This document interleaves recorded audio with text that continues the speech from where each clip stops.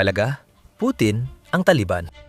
Iyan ang napiling bagong estratehikong kaalyado ng Russia.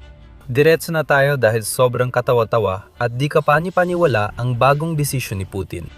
Pero totoo ito. Ito ay manifestasyon ng desperasyon. Una Hilagang Korea, ngayon Taliban. Gaano pa kababa ang kayang gawin ng Rusya habang si Putin ay desperadong naghahanap ng mga kakampi kahit sa pinakailalim ng bariles at pati sa putikan? Sige, tingnan natin ang kasunduan.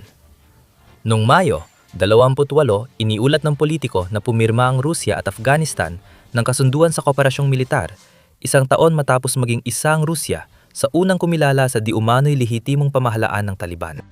Ayon sa Rusya, hindi na teroristang grupo ang Taliban, kundi isang lehitimong pamahalaan.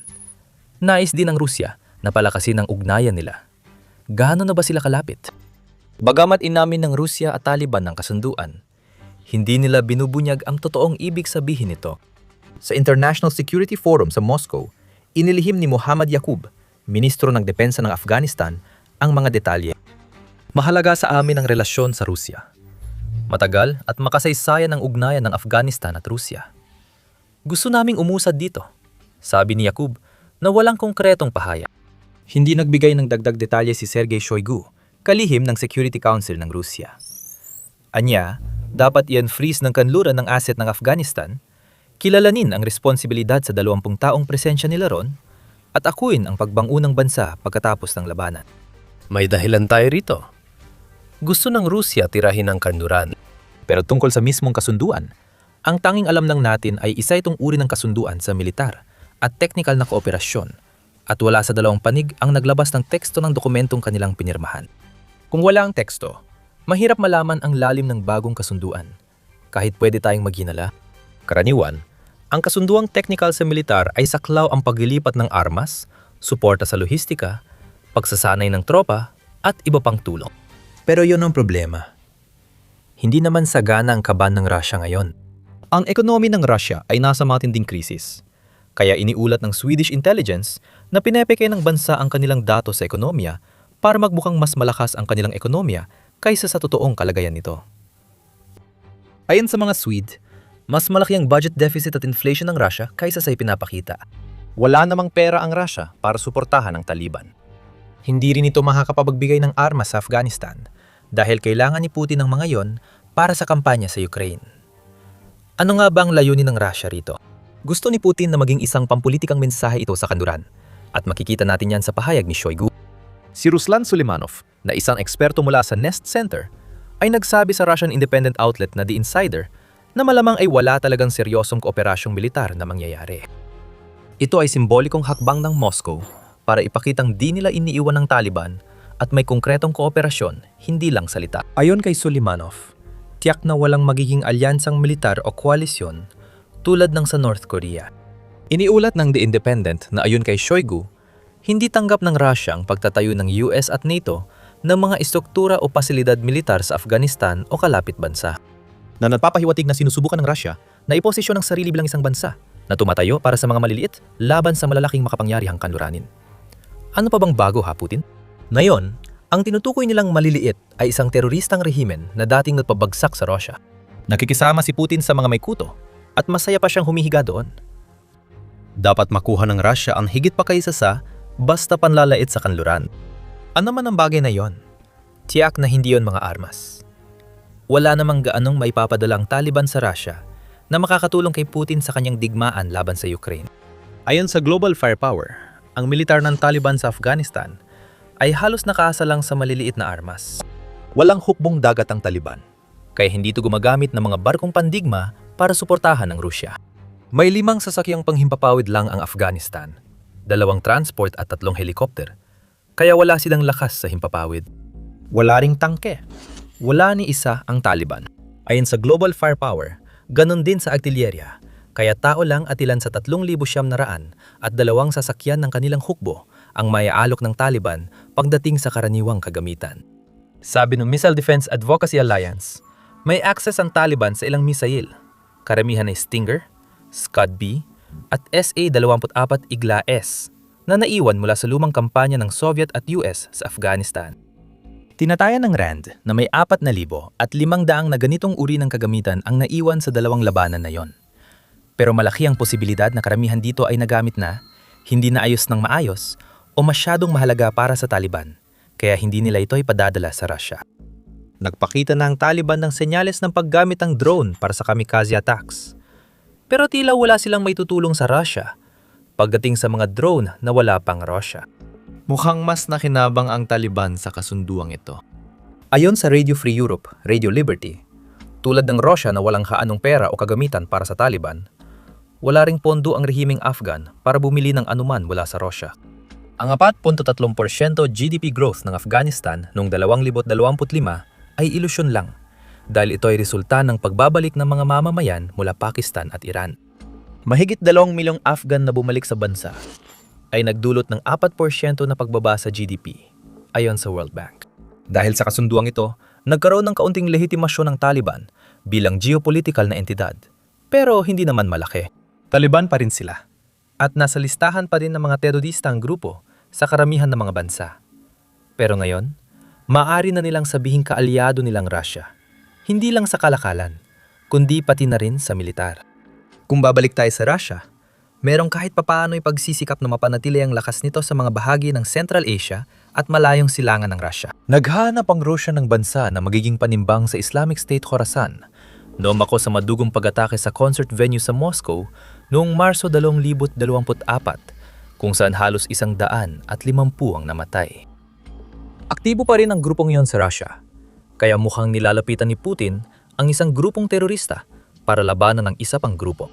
Dagdag pa, may usapin ng impluensya.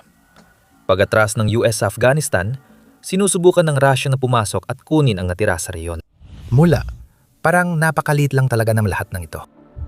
Isa pang dahilan ng Russia sa pakikipagkasundo ay naniniwala si Putin na baka makakuha siya ng tauhan mula sa Taliban na may papadala niya para mamatay sa mga frontline sa Ukraine. Ginawa na niya ito sa ibang bansa. Ayon sa Council on Foreign Relations, nagpadala ang North Korea na hanggang 15,000 sundalo sa Russia mula taglagas 2024 hanggang katapusan ng 2025. Hindi rin malakas ang Taliban sa manpower, pati sa kanilang mahina at nakakahiya na kagamitan. Ang Afghanistan ay may 75,000 aktibong tauhan sa kanilang militar at may dagdag pang 70,000 puwersang paramilitar. Karamihan sa kanila ay kailangan para tulungan ng Taliban na mapanatili ang kanilang kapangyarihan. Ganyan gumagana ang mga diktadurya na suportado ng militar. Hindi mo mapapanatili ang kanilang kapangyarihan kung ipapadala mo ang pinakamagagaling mong mandirigma para mamatay sa ibang bansa. Ayon kay Alexei Zakharov ng Observer Research Foundation na nakabase sa India, sinabi niya sa Independent na hindi matatag ang pamumuno ng Taliban sa Afghanistan. Ayon kay Zakharov, hirap ang Taliban sa kaguluhan sa hilagang Afghanistan at hindi nila kayang protektahan ng timog hangganan sa Pakistan. Dagdag pa, malabong ipagpalit ng Russia ang mga sopistikadong armas na binigay sa North Korea para hikayatin ng Taliban na magpadala ng sundalo. Bumabalik tayo sa tunay na layunin ng kasunduang ito na maaring ilarawan sa isang salita. Lumagda ang Russia ng kasunduan sa Taliban dahil hindi ito makagawa ng ganoon sa ibang lugar. Kawalan ng pag-asa. Ang kwentong ito ay tungkol sa humihinang geopolitika na impluwensya ni Putin at epekto nito sa Russia. Ipaliwanag namin ito mamaya. Bago natin gawin yon, ito ang dahilan kung bakit namin ginagawa ang The Military Show.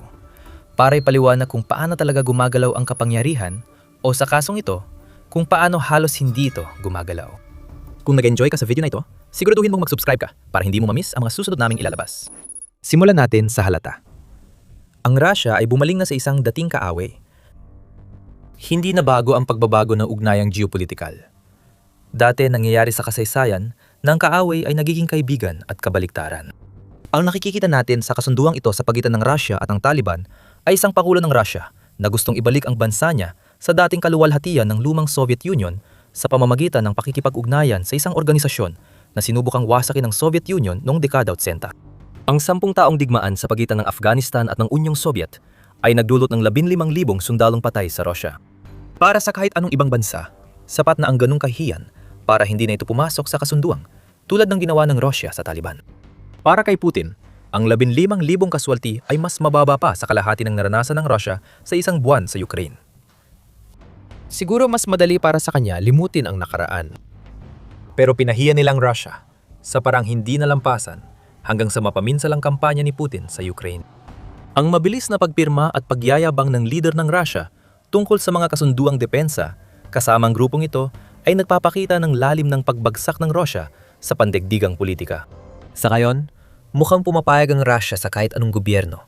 Gaano man ito kahina, basta tanggap sila. Sapat na masama ang North Korea. Ang kasunduang depensa ng Russia at North Korea noong 2024 ay nagdulot ang tanong kung hanggang saan hahanap si Putin ng kakampi. Sinuklian ni Kim Jong-un at ng kanyang nakahiwalay na gobyerno ang Russia para sa teknolohiya at perang ipinadala ng Russia sa pamamagitan ng mga sundalong nabanggit natin kanina. Pero ipinakita ni Putin na isa siyang tao na handang makipagkasundo kahit sa demonyo. Kung ibig sabihin nito ay mas lalaki ang tsansa niyang manalo sa kanyang digmaan sa Ukraine. Pero kahit papaano, may naibibigay naman ang North Korea. Galing Pyongyang ang mga sundalo, rocket at gamit militar bago at matapos mapirmahan ng kasunduan noong 2024.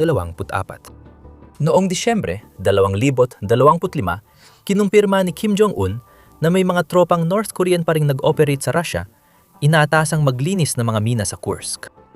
Hindi makukuha ng Russia ang ganung bagay mula sa Taliban. Walang quid pro quo dito. Walang palitan ng pera o teknolohiya para sa tropa at kagamitan. Nagpapakita lang ang kasunduan na tinatanggap ni Putin na wala na siyang mapupuntahan. Hindi talaga ito tungkol sa pagsalungat sa US. At tiyak na hindi rin ito tungkol sa pagtulong ng Taliban sa Russia para talunin ang Ukraine. Makikita sa kasunduang ito ang huling paghihingalo ng leader ng Russia matapos bumagsak ang kanyang pandaigdigang impluwensya. Hindi naging maganda para kay Putin ang mga nakaraang taon sa kanyang planong gawing sentro ng mundo ang Russia. Kapag sumuporta si Putin sa isang rehimen na yon, parang bumabagsak ito. Nakita natin ito sa Syria bandang dulo ng 2024. Ang pagbagsak ng rehimen ni Assad ay nagdulot ng malaking kawalan ng prestihyo sa Russia dahil hindi napigilan ng armas at suporta mula Moscow ang rebelyon. Kaya napilitang tumakas si Bashar al-Assad. Sa Venezuela, kinakaalyado ni Putin ang diktador na si Nicolas Maduro. Lalong tumibay ang ugnayan ng Russia at Venezuela matapos sakupin ng Russia ang Ukraine ayon sa Center for European Policy Analysis at nagbunga ito ng dekadalawang kasunduan ng kooperasyon. Naglaho ang lahat ng paalisin ng US si Maduro sa kanyang bansa. Iniwan si Putin na walang mahalagang kaalyado sa South America. Matapos ang Operation Epic Fury na pumatay kay dating Iranian Supreme Leader Ali Khamenei sa unang 24 na oras, siguradong napaisip si Putin kung saan siya kukuha ng bagong kakampi. Unti-unting inaalis sa eksena ang mga kaalyado ng Russia. Ang natira na lang kay Putin ay North Korea at Taliban sa Afghanistan. Hindi ito may tuturing na malalakas na puwersa pagdating sa geopolitical na impluensya, kahit anong pilit ng Russia na ipakita na ganun nga ito. Matagal ang lantad ang kakulangan ni Putin sa pandaigdigang impluensya. Ngayon, kitang-kita ng mundo ang kabiguan ng Russia habang pumipirma ito ng kasunduan sa Taliban. Gaya ng pinatunayan ni Putin sa tuwing bumagsak ang kanyang alyansa, tila puro salita na lang ang magawa ng Russia sa pagbagsak ng impluensya nito. Walang totoong pagsubok na ibalik ang mga rehimen na kaalyado ng Russia sa Syria, Venezuela o Iran. Wala na talagang ganong impluensya ang Russia ngayon. Ang nagkakawatak-watak na kaayusan sa rehiyon ay maaari na lang mapatatag sa pamamagitan ng pakikipag-alyansa sa mga uri ng rehimen na dati namang tumutol sa Russia. Hindi yon diplomasya, kundi desperasyon ng leader na alam niyang malapit na ang hangganan ng kanyang pamumuno. Pero paano naman ang China? Baka itanong mo. Yan ang pangunahing kaalyado na maaring sandigan ni Putin. Medyo. Nagbigay ang China sa Rusya ng dual-use na bahagi na karaniwang napupunta sa armas at drone na ginagamit sa Ukraine. Ang China ang pinakamalaking bumibili ng langis ng Rusya, kaya patuloy ang pagpasok ng pera sa pondo ng digmaan ni Putin. Pero hindi si Xi Jinping ang kaalyado na gusto ni Putin. Hindi pumirma ang China ng anumang kasunduan sa depensa kasamang Rusya na katulad ng mga kasunduang pinipirmahan na yon kasamang Taliban. At hindi rin basta-basta makukuha ni Putin ang gusto niya mula sa China sa isang pitik lang ng daliri. Nakita natin ito noong diplomatikong pagbisita ni Putin sa Beijing nitong Mayo. Kahit nagkaroon ng mahigit 20 kasunduang teknolohiya at kalakalan, ayon sa BBC, walang senyales na malapit ng matuloy ang gas pipeline na gusto ni Putin para pagdugtungin ng Russia at China. Dapat tanggapin ni Putin na hindi tunay na kaalyado ng Russia ang China. Tinitingnan ng Beijing ang Moscow bilang isang kasangkapan na maaaring gamitin para sa murang langis at pampulitikang pakikibaka sa pandaigdigang entablado. Tinatapon ng gamit kapag di na kailangan. Alam ni Putin na si Xi ang may kontrol sa relasyon ng Russia at China at kayang putulin ni Xi ang ugnayan nila kung may gawin si Putin na ikagagalit ni Xi ng walang malaking epekto. Ang relasyong ito ay ayon sa gusto ng China dahil 4% lang ng internasyonal na kalakalan nito ang galing sa Russia. Kahit mahalaga ang Beijing sa mga plano ni Putin. Kaya ng China na mabuhay at umunlad kahit wala ang Russia. Pero hindi ito totoo sa kabilang panig. Pinakamagandang asset ng Russia ay ang hindi patas na relasyon at sunod-sunod na pagbagsak ng liderato. Kaya nagkaroon sila ng kasunduan sa Taliban. Kung hindi pa sapat ang kahihiyan para kay Putin na napilitan siyang maghanap ng kakampi sa ganito kababa, dumating pa ang pinakabagong kasunduan ng Russia, habang ang Ukraine ay nadiging isang maimpluwensyang puwer sa gitnang silangan. Habang sinusubukan ng Russia na gumawa ng mga hakbang para protektahan ang sarili nito sa gitnang Asya, pumipirma naman ng Ukraine ng mga 10 taong kasunduan sa depensa, kasamang mga bansa tulad ng Saudi Arabia, Qatar at United Arab Emirates. Malaki ang benepisyo ng Ukraine mula sa mga kasunduang iyon. Ang mga bansa sa Gulpo na inatake rin ng Shahid drone na ginagamit ng Russia laban sa Ukraine ay nakikipagpalitan ng langis, pera at posibleng kagamit ng militar kapalit ng karanasan ng Ukraine sa pagharap sa mga drone. Ipinapakita ng pagkakaibang ito kung gaano kalaki ang ibinagsak ng Russia sa pandaigdigang antas ng kapangyarihan. Pumipirma si Putin ng mga kasunduan na walang pakinabang sa Russia para lang makakuha siya ng kakamping ayaw ng iba. Ang Ukraine ay pumipirma ng kasunduan bilang pantay na kasosyo at kinikilala sa kakayahan nitong tulungan ang malalaking bansa na protektahan ang kanilang sarili. Magkaiba ang dalawang bagay na ito. Ang tanging nagagawa ng kasunduan ng Russia sa Taliban ay wala itong naibibigay na benepisyo sa Russia, habang binibigyan nito ng pagkakataon ng Taliban na magyabang na sila ay namumuno ng isang lehitimong gobyerno. Ayon kay Kaja Kallas, ang pinuno ng patakarang pandabas ng Unyong Europeo noong Mayo, 11 mas mahina na ngayon ang posisyon ni Putin at pinatunayan ito ng kasunduang ito. Nagmamakaawa ang Russia para sa natira sa geopolitikal na mesa, habang ang Ukraine ay nakaupo sa lugar na hindi dapat sa kanila. Hindi seryosong kapartner ng Russia ang Taliban. Ito ay palatandaan na sobrang bagsak na ang Russia at baka hindi na ito makabangon.